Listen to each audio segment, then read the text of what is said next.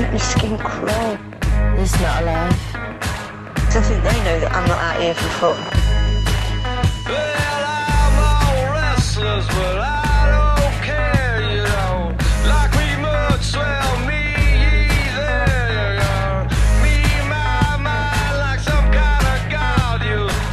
Which of you tripping lots of... The relationship that and the way that me and Pablo work together is still the same way as we kind of have always made records, which is coming from a sort of sample culture, back, sort of collagic way of constructing music, and I think that part of that culture has never left us.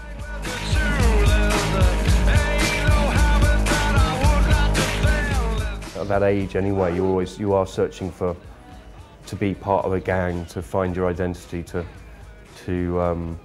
discover, to play with fire a bit, and hip-hop was all of those things. It was dangerous, it was unique, it was American, America was like Technicolor, and England was like black and white. It was this sense of, wow, I want to be part of this.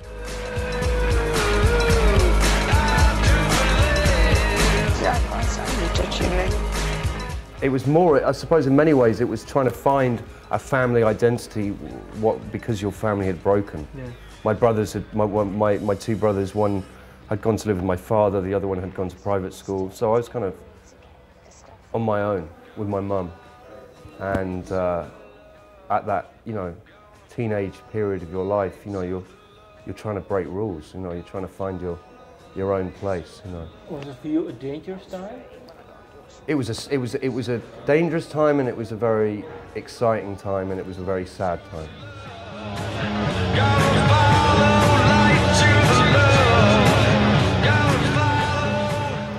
I think in some elements it's something that's continued through my whole life. I think I have a daughter, and I'm very aware of this period of your childhood. Is a period which needs to be the most safe and stable period. It's a huge period of discovery and hormonal change and all of those kind of things, and I think that what goes around you socially, and especially with your family, at that point can influence you heavily, very heavily, for the rest of your life.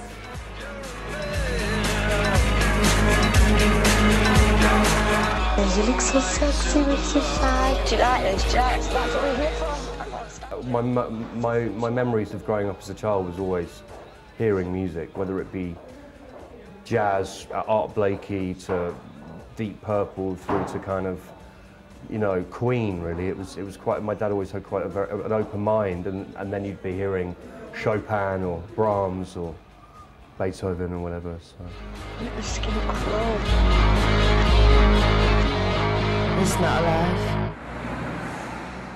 I mean, it's funny now being asked the questions and looking at that, the fact that hip-hop being the music that really gave me an identity and changed, the way I felt about the world and looked at the world, and then growing up with a very sort of classical and jazz-based background, how those two things have fused in my later life.